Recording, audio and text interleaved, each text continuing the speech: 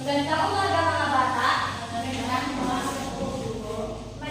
Manatili na nga tayo upang tayo ay manalangin. Maaari ko bang tawarin si Jeremy upang pangunahan ng ating panalangin? Last day, let us pray. In the Lord God, my guardian here, to whom there is love, whom we believe in it. And whether this day, here we are, to life and power, through the Son. Amen. Salamat, Jeremy. Sekretary ka na naman umiwan sa ating klase ngayon. Okay. Ngayon ay naalala niyo pa ba ang ating pinag-aralan noong nakaraang araw? Magaling dahil ngayon ay may inihanda ako aktibidad sa ating nakaraang araw tungkol sa napag-aralan natin noong nakaraang araw.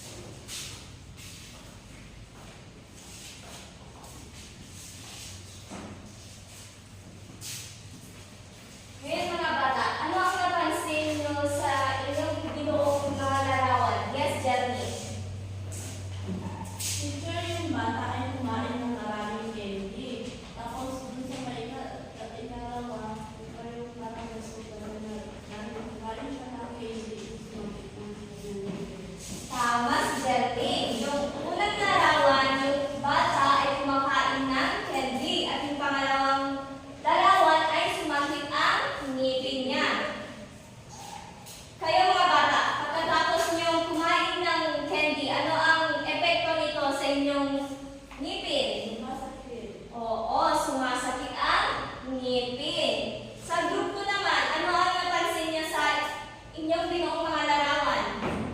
Station po, teacher, tapos pinutin yung mga puno nabaha po. Oo, tama.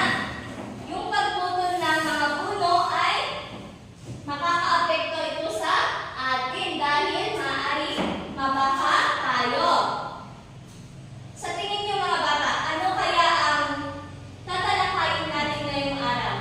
Yes, Rhea. Sanhi at bunga po. Tama! Ang tatalakayin natin ngayong araw ay sanhi at bunga.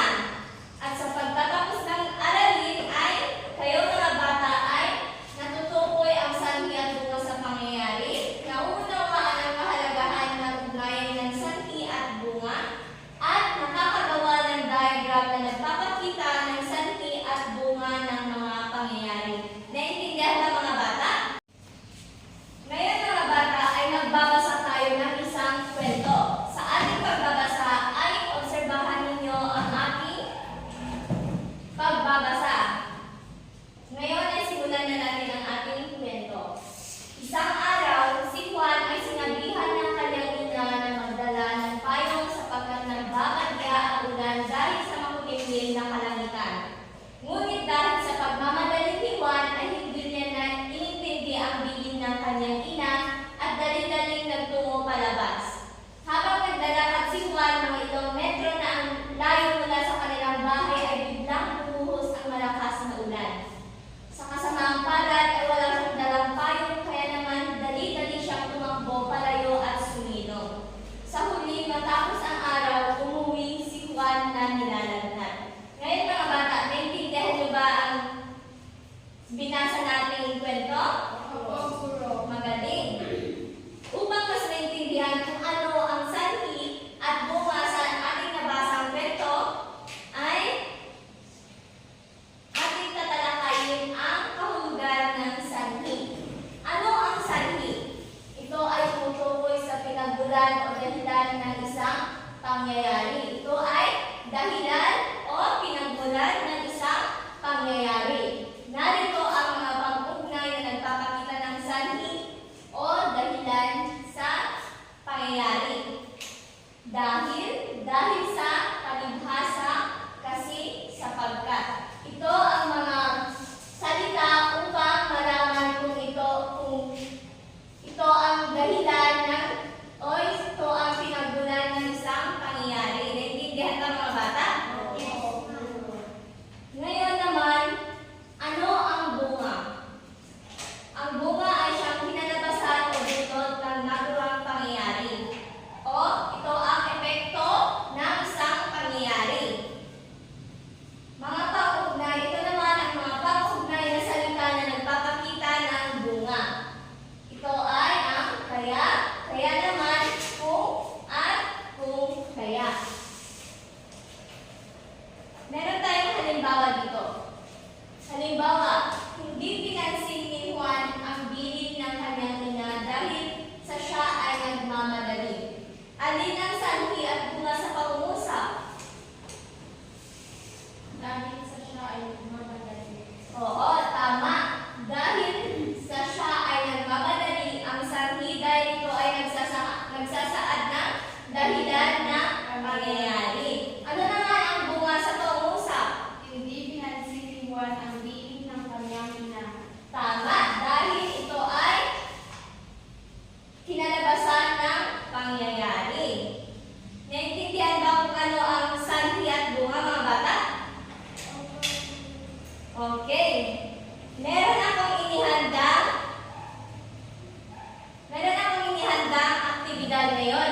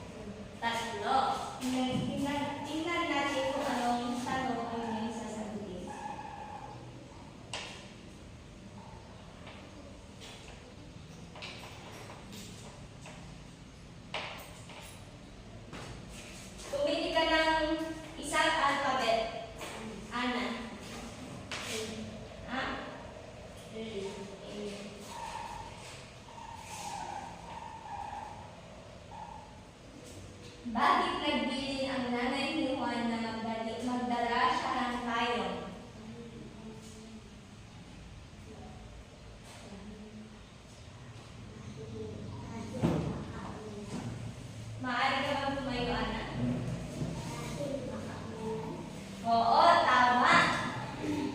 Nagbilin ang nanay ni Juan na magdala siya ng payong dahil uulan. Nalaman niyang uulan kasi makulimlim ang langit. Ngayon, sino naman ang sunod? Sinong gusto? Yes, Rhea. Two, teacher. Letter C.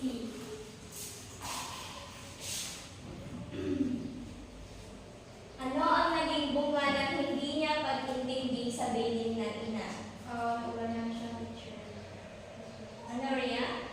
Ang naging bunga ng hindi na pag-ibig sa bilin ng ina ay nagulanan si Juan at saka si Chicha. Oo, tama si Rhea. Ang dahilan ng hindi pag-ibig ni Juan sa bilin ng ina ay naulanan siya sa daan.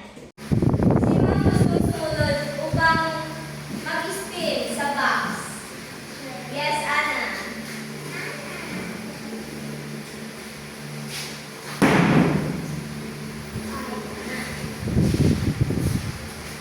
Kalimang alphabet. Kung ikaw si Juan, susundin mo ba ang bilin ng iyong ina? Bakit?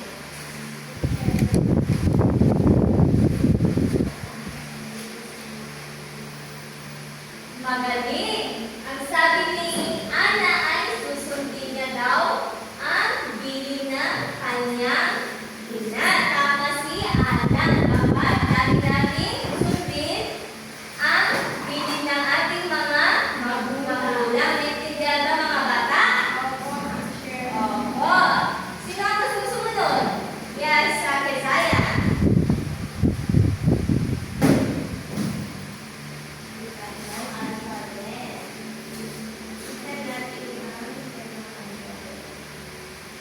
Gusto mo bang tinulit?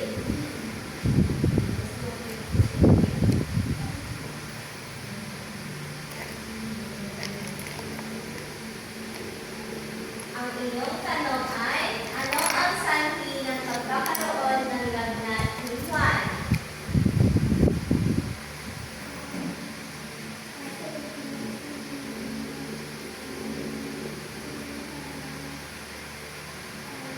Tama si Quezaya. Ang sanhi ng pagkakaroon ng lagnat ni Juan ay dahil hindi niya sinunod ang bilin ng kanyang ina na magdala ng payong. Kaya lagi nating sundin ang bilin ng ating mga magulang. Naintindihan ba mga bata? Opo. Ngayon ay magbabasa tayo. Gusto niyo bang magbasa mga bata? Opo.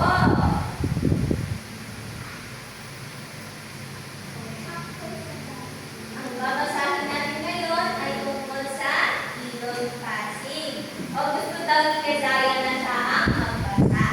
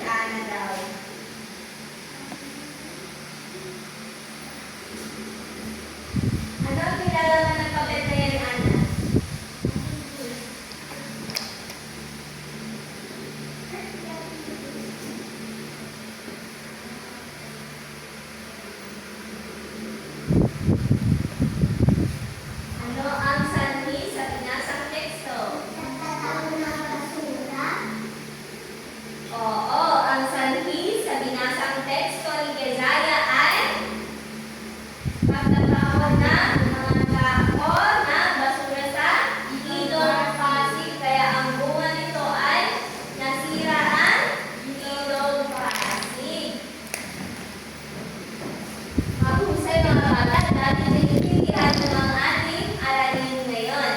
Ngayon naman ay mayroon kayong aktibidad na gagawin at gagawin ito sa pangmatang gawain. Ito ang pangkat 1 at ito naman ang pangkat 2. Bago kayo magsimula ay papakita ko muna ang inyong rubric. Sa kawastuhan, kung ang mga sagot nyo ay kung ang lahat ng sagot ay tama at organisado. Sa kooperasyon, kung lahat kayo ay nakilahok sa aktibidad ay bibigyan ko kayo ng 5 puntos. At kung natapos kayo sa tamang oras ay bibigyan ko kayo ng 5 puntos. Naintindihan ba mga bata? Ang unang pangkat ay pinamagatang bunga ko, ilahan mo. Ang gagawin nyo ay magbibigay ako ng isang sanhi ng larawan at ibigay kung ano ang bunga nito gamit ang diagram. Ikalawang pangkat naman ay tinig ko, punuhin mo. At ang gagawin nyo ay gamit ang fishbone diagram, ibigay ang mga bunga ng pangyayari na ito. Ano kaya ang mangyayari kung ikaw ay hindi sumusunod sa payo ng inyong mga magulang? Naintindihan ba mga bata? Okay, pumunta na kayo sa inyong mga pangkat. Ito ang pangkat 2 at ito naman ang pangkat 1. Meron naman kayong 5 minuto upang gawin ang inyong aktibidad.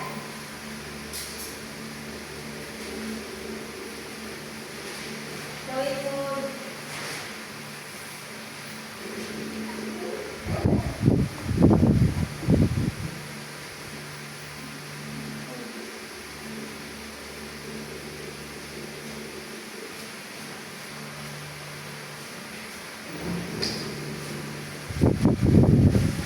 Nakita ba? Maaari ko bang idikit sa haraanan?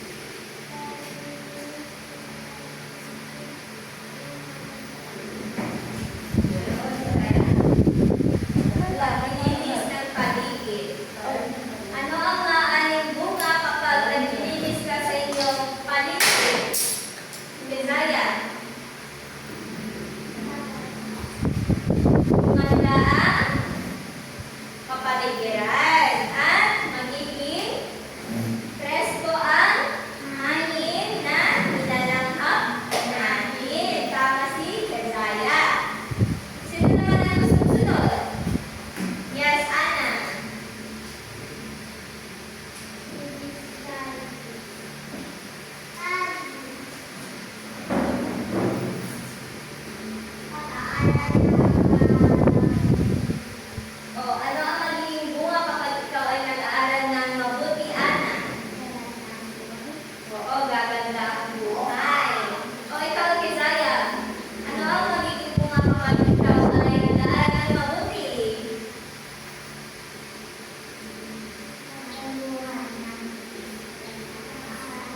Oo, tama. Kapag nag-aaral ka ng mabuti ay matuturuan ka ng magagandang asal. Tama si Ana. Kapag tayo ay nag-aaral kapag tayo ay nag-aaral ng mabuti ay tumatalino tayo at gaganda ang ating buhay sa kinabukasan. Yes, Keziah, meron ka bang gustong sabihin? Gusto ko bang sagutin ang aming last emotion? Oo, gusto daw ni Keziah.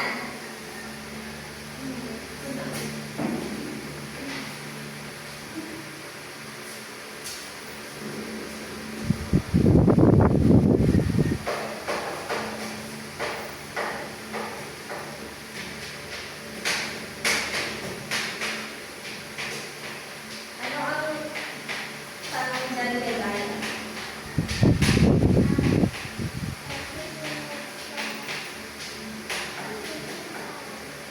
Payo ng magulang. Ano ang magiging bunga kapag ikaw ay sumusunod sa payo ng inyong mga magulang? Keziah.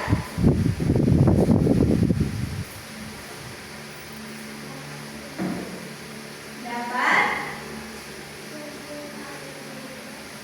Oo, dapat sundin ang utos ng mga magulang. Tama si Keziah. Ikaw naman, Rhea. Ano ang magiging bunga kapag ikaw ay sumusunod sa payo ng iyong mga magulang?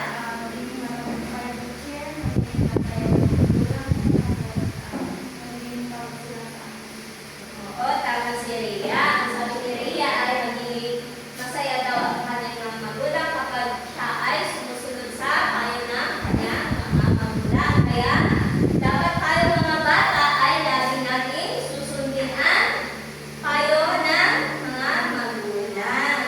Ikaw, Keziah, sinusunod mo ba ang payo ng iyong mga magulang? Oo, dapat lang natin sundin dahil yun ay magandang asal. Naintindihan ba? Opo. Ngayon, gusto niyo bang magdala mga bata? Opo, ngayon ay ang tawag ko dito sa laro na ito ay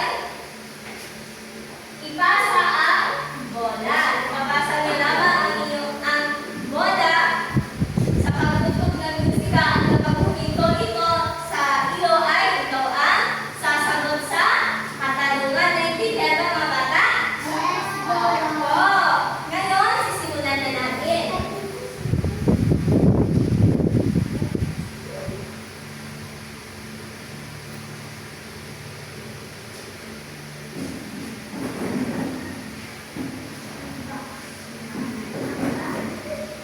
Keziah, ipasa mo na ang bola.